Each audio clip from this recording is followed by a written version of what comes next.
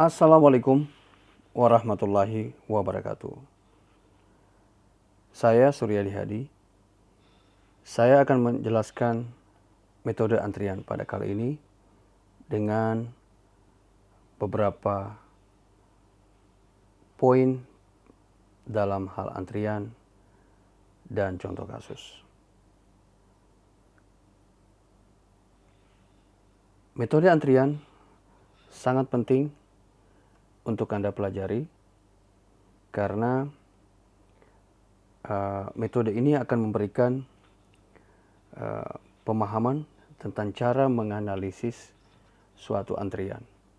Sehingga ketika Anda sudah dapat mengoperasikan formula yang akan saya sampaikan nanti ya dalam antrian, maka Anda bisa lebih mudah atau Anda akan terbantu dalam proses pengambilan keputusan ketika permasalahan antrian mungkin akan Anda hadapi di masa mendatang.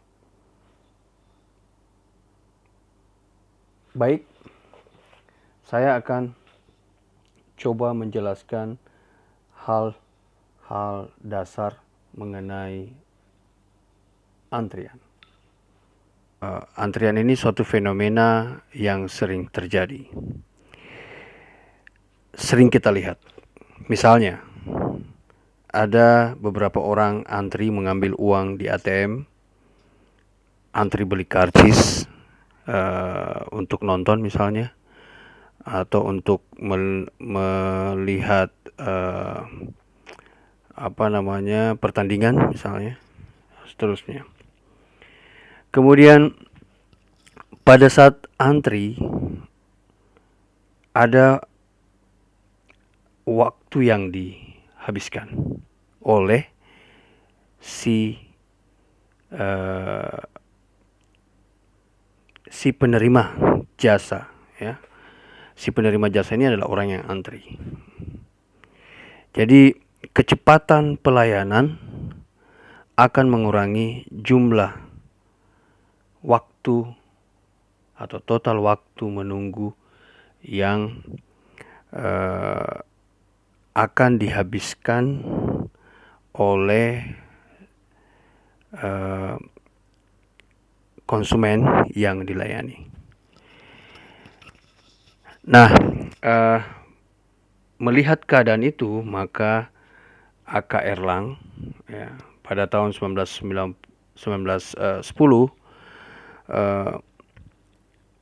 pertama kali memperkenalkan cara untuk mengidentifikasi antrian, untuk mengetahui berapa orang yang menunggu di antrian, berapa yang menganggur dan seterusnya.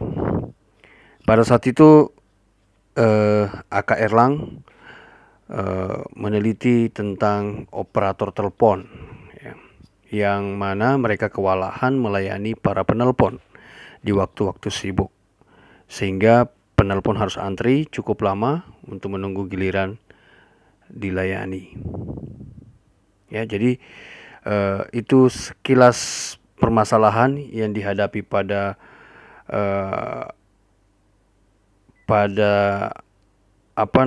tahun 1910. Ketika itu Erlang melihat permasalahannya dan berusaha mencari solusi dalam hal antrian ya. Nah, berikutnya ada beberapa aturan antrian yang harus kita ketahui bersama. Yang pertama adalah FIFO ya, first in first out. Jadi kalau aturan pertama ini, setiap pelanggan yang datang pertama itu akan menerima pelayanan terlebih dahulu. Contoh kasusnya adalah ketika kita ingin menonton misalnya, ya, kita akan mendapatkan pelayanan yang pertama ketika kita datang pertama dan seterusnya. Kemudian yang kedua adalah LIFO. last in first out, yaitu kedatangan terakhir akan menerima pelayanan lebih dahulu. Misalnya ada, kalau di sini saya contohkan pembongkaran barang dari truk. Misalnya ada barang-barang tertentu yang harus dikeluarkan, maksudnya harus dibongkar terlebih dahulu dari truk, ya. Kemudian yang ketiga adalah random atau acak. Jadi pada aturan ketiga ini penerimaan pelayanan secara acak, ya, maksudnya penerimaan pelayanan dilakukan secara acak. Misalnya penanganan terhadap pasien gawat darurat di rumah sakit, dan contoh lainnya adalah pengawasan mutu barang dalam quality control. Jadi kalau yang contoh pertama tadi pasien gawat darurat, ya harus dilakukan pengecekan dulu secara acak, kemudian ya kalau gawat tentu akan dilayani dilayani lagi oleh servis selanjutnya, atau akan mendapatkan pelayanan selanjutnya. Kemudian pengawasan mutu barang dalam quality control. Nah, ini quality assurance pada suatu perusahaan biasanya melakukan acak, proses acak ketika ingin mengidentifikasi apakah proses produksi pada saat dia melakukan, atau mereka atau QA ini melakukan survei, apakah maksud saya proses yang dijalankan perusahaan pada saat itu baik kualitasnya atau sebaliknya. Kemudian untuk mengetahui antrian ada beberapa terminologi yang harus kita perhatikan, ya. Yang pertama adalah kedatangan atau arrival, yaitu datangnya pelanggan untuk dilayani. Nah, biasanya kedatangan ini mengikuti distribusi poison dan bebas terhadap kedatangan sebelum atau sesudahnya. Kemudian yang kedua adalah waktu pelayanan. Jadi seberapa lama pelayanan sampai selesai. Kemudian yang berikutnya adalah waktu menunggu, ya. Waktu yang dihabiskan oleh pelanggan untuk dilayani atau waktu menunggu selama dalam sistem. Kemudian yang berikutnya adalah satuan penerima pelayanan. Di sini SPP, ya, atau pelanggan atau customer. Ya, jadi setara dengan pelanggan, setara dengan customer. Jadi SPP ini atau satuan penerima pelayanan ini setara dengan pelanggan dan customer. Jadi SPP bukan surat perintah pembayaran perkuliahan dan seterusnya, ya, bukan, ya. Pada contoh ini atau pada kesempatan ini, satuan penerimaan pelayanan itulah SPP. Kemudian pemberi pelayanan atau server, ya, biasanya server ini seperti orang, ya, kasir teller, penjual tiket, barang, dan mesin otomatis ketika kita mungkin pergi ke ATM dan seterusnya, ya. Kemudian rata-rata kedatangan, ya, yaitu banyaknya kedatangan SPP atau satuan penerima pelayanan atau customer per satuan waktu. Kemudian ada lagi namanya rata-rata pelayanan atau banyaknya pelayanan yang dapat diberikan dalam waktu tertentu. Berikutnya, saya ingin menjelaskan tentang antrian, struktur dasar antrian, ya, maksud saya. Baik, pada struktur dasar antrian ada beberapa hal yang perlu kita perhatikan. Yang pertama adalah populasi, ya. Kemudian di sini ada sistem, ya, ada sistem di sini. Kemudian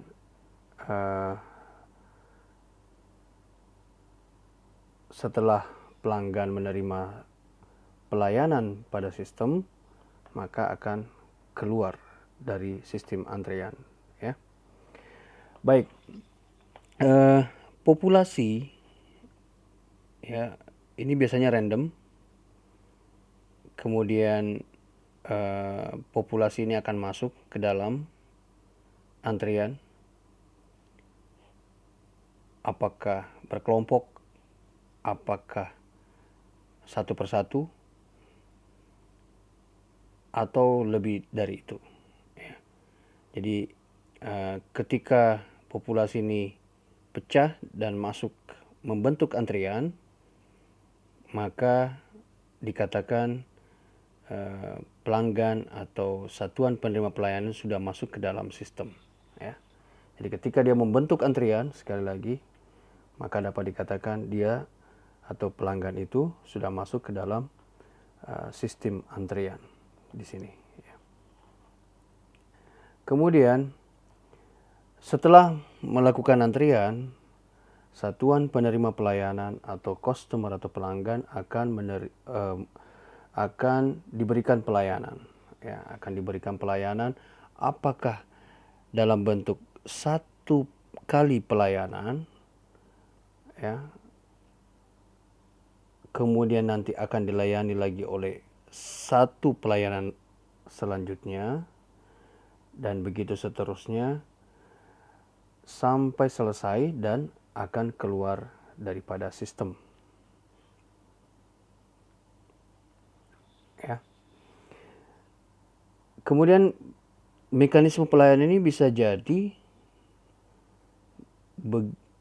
ketika satuan penerima pelayanan masuk ke dalam antrian, maka satu persatu dari pelanggan akan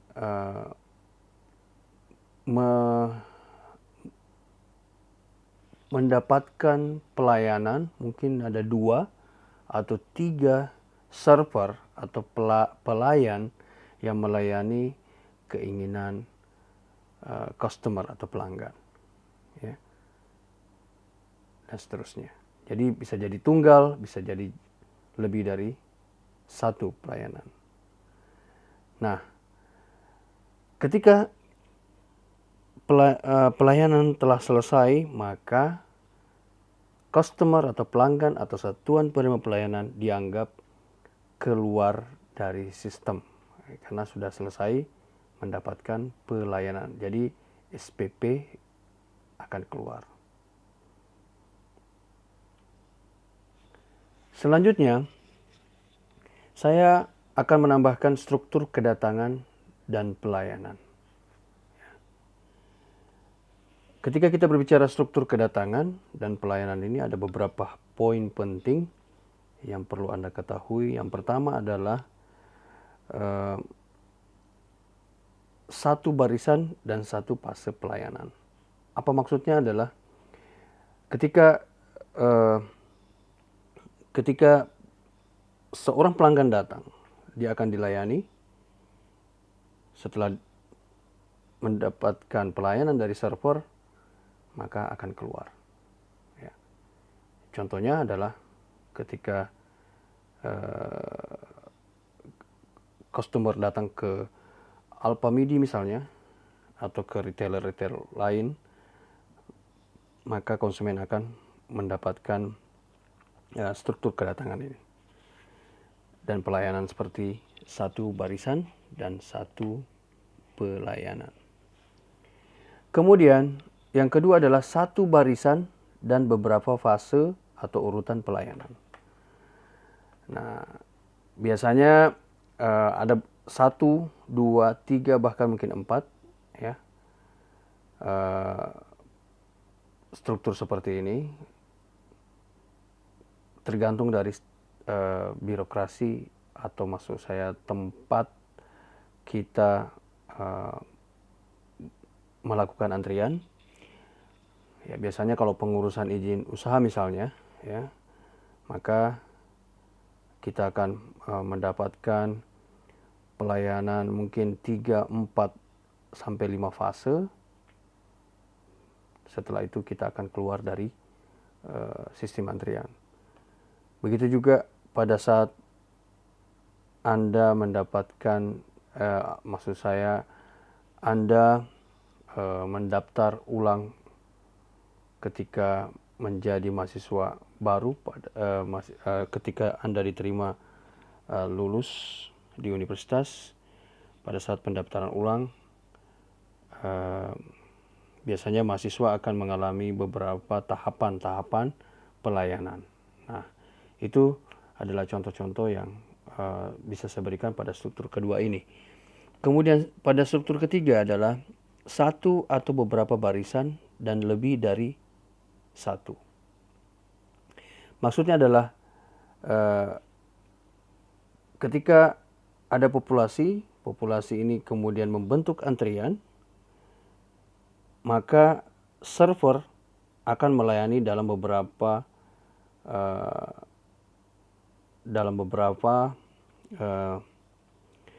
tempat, ya. Maksud saya jumlahnya lebih dari satu. Kemudian akan melayani konsumen atau pelanggan, dan setelah itu keluar. Contohnya adalah ketika kita berkunjung ke bank dan mendapatkan pelayanan di teller misalnya. Hal ini saya kira kita semua sudah pernah mengalami hal ini, ya. Jadi itu adalah contoh dari struktur ketiga, ya. Contohnya yaitu di bank, ya, pada saat kita mendapatkan pelayanan dari teller. Kemudian yang keempat adalah satu atau beberapa barisan dan beberapa fase pelayanan, ya. Misalnya, ya, contohnya ini pada struktur keempat ini adalah pelayanan di rumah sakit oleh perawat. Nah, di sini jelas sekali bahwa pelayanannya banyak, ya, banyak disediakan, tetapi tetap juga harus melalui beberapa fase setelahnya. Jadi ada dua fase, ya. Kemudian pelanggan atau customer atau SSP akan keluar setelah mendapatkan pelayanan, ya. Ini contohnya pada pelayanan di rumah sakit oleh perawat, biasanya menggunakan struktur ini. Kemudian yang kelima adalah campuran. Jadi satu pelanggan dilayani beberapa pelayan dan keluar hanya dari satu pintu. Nah, ini biasanya kita bisa dapatkan pada pelayanan di supermarket, di mana waktu belanja dilayani oleh beberapa pelayan, tapi ketika kita keluar harus melalui satu kasir. Mungkin ada seperti ini di beberapa retailer yang bisa kita lihat dalam kehidupan kita sehari-hari, ya. Contoh struktur campuran ini. Kemudian notasi antrian. Nah, perlu saya sampaikan bahwa notasi antrian ini pada sistem antrian Anda perlu fokus, ya. Anda perlu Anda perlu memperhatikan baik-baik, atau mungkin perlu merekam, mengcopy baik-baik notasi-notasi yang ada pada sistem antrian. Yang pertama adalah lambda. Lambda ini didefinisikan sebagai rata-rata kedatangan atau banyaknya kedatangan pelanggan per satuan waktu. Biasanya waktu jam, ya, unit per jam. Kemudian new ini, ya, ini adalah rata-rata pelayanan, yaitu banyaknya pelanggan yang dilayani per satuan waktu. Nah, kalau kita ingin mengetahui rata-rata waktu pelayanannya, maksud saya bisa kita lakukan dengan sepernew, ya, seperti ini. Kemudian N, ya, N dilambangkan dengan banyaknya pelanggan dalam sistem antrian pada waktu tertentu, ya. Kemudian hal lain yang perlu Anda perhatikan adalah formula antrian. Ya, formula antrian ini ada beberapa formula, ya. Ada di sini yang saya mau perkenalkan dulu ada 4. Kemudian slide berikutnya ada 4 lagi. Jadi ada 8, ya, 8 formula. Formula pertama adalah probabilitas bahwa fasilitas pelayanan sedang menganggur. Jadi kita bisa tahu seberapa besar server atau fasilitas pelayanan yang menganggur. Dengan rumusnya adalah P0 sama dengan 1 kurang lambda per new. Kemudian yang kedua, kita bisa mengidentifikasi, ya, berapa jumlah pelanggan dalam sistem antrian pada waktu tertentu dengan cara memasukkan angka waktu kedatangan dan waktu pelayanan rata-rata pada rumus berikut pada rumus ini, ya, pada rumus ini. Pn sama dengan lambda per new pangkat n dalam kurung 1 kurang lambda per new, ya, dan seterusnya. Kemudian yang ketiga adalah rata-rata banyaknya pelanggan dalam sistem, disimbolkan dengan EN, ya. Ya, EN seperti ini, yaitu untuk mencarinya lambda per new kurang lambda. Kemudian yang keempat adalah rata-rata panjang antrian. Jadi rata-rata banyaknya pelanggan yang harus menunggu untuk memperoleh pelayanan. Nah, ini bisa kita cari dengan rumus yang ini, ya, yaitu EM sama dengan lambda per 2, ya, lambda per 2 per new dalam kurung new kurang lambda. Jadi itu adalah formula keempat, ya, untuk menghitung rata-rata panjangnya antrian. Formula kelima adalah formula yang menghitung rata-rata waktu seseorang harus menunggu dalam sistem, ya, meliputi waktu sebelum dan sesudah dilayani. Rumusnya adalah I V sama dengan 1 per new kurang lambda. Formula antrian ke-6 yaitu rata-rata waktu tunggu sebelum menerima pelayanan.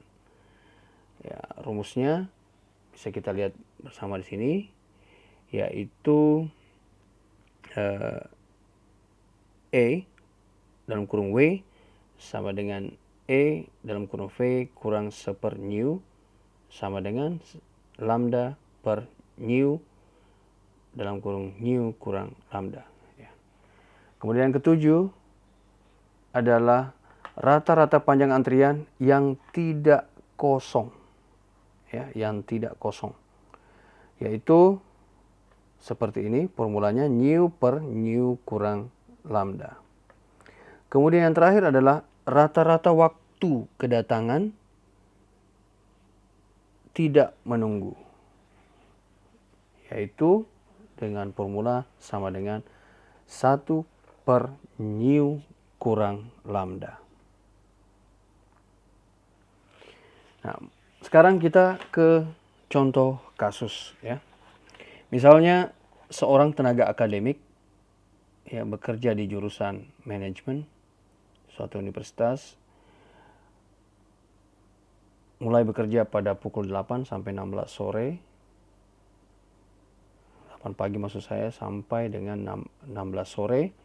Kemudian pada hari tertentu, tenaga akademik ini harus melayani 1 mahasiswa dalam 4 menit. Ya, maksudnya adalah dalam setiap 4 menit siswa yang datang ke tempat fasilitas pelayanan di jurusan manajemen ini 1 mahasiswa. Kemudian rata-rata waktu pelayanan setiap mahasiswa adalah 2,5 menit.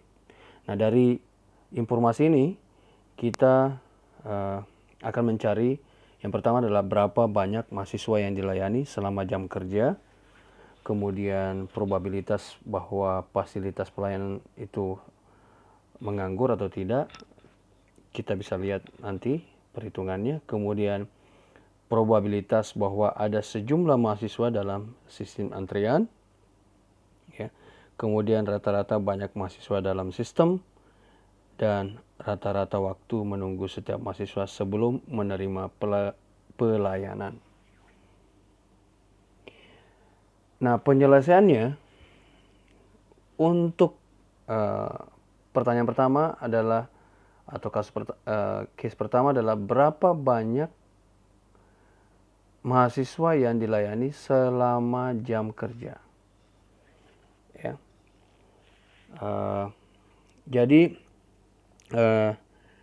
di sini kita bisa melakukan analisa yang lebih jauh lagi, karena ini antrian termasuk analisis probabilistik, ya. Jadi ilmu-ilmu matematis yang lain itu perlu kita gunakan untuk menganalisa suatu keadaan atau permasalahan. Nah, pada kesempatan ini waktu bekerja kita anggap selama sejam itu adalah 60 menit. Ya. Kemudian setiap 4 menit seorang mahasiswa akan datang. Nah, setiap mahasiswa tersebut akan dilayani 2,5 menit. Jadi, tingkat kedatangan rata-rata adalah 60 dibagi 4 sama dengan 15 orang per jam. Jadi pada kasus ini dalam setiap jamnya ada sebanyak 15 orang akan dilayani. Kemudian tingkat pelayanan rata-rata mahasiswa ini bisa kita cari dengan cara mengalihkan, ya, jumlah ini tadi, jumlah mahasiswa sebanyak 15 orang ini kita kalikan 2,5. Jadi jumlahnya adalah 37,5 orang per jam. Jadi dengan kata lain selama sejam, ya, pelayanan mahasiswa yaitu sebanyak 30, maksud saya tingkat pelayanannya yaitu 37,5 orang per jam. Ya. Kemudian kita akan mencari berapa jumlah mahasiswa yang dapat dilayani selama 8 jam itu. Karena tadi kita sudah dapat 15 orang setiap jamnya. Kalau bekerja 8 jam, maka jumlah mahasiswa yang dilayani selama 8 jam yaitu kita asumsikan 100, atau kita perkirakan 120 orang, ya, yang dilayani selama 8 jam kerja. Kemudian untuk soal yang atau pertanyaan yang tadi B, C, dan D, ini saya bisa tampilkan di sini, ya.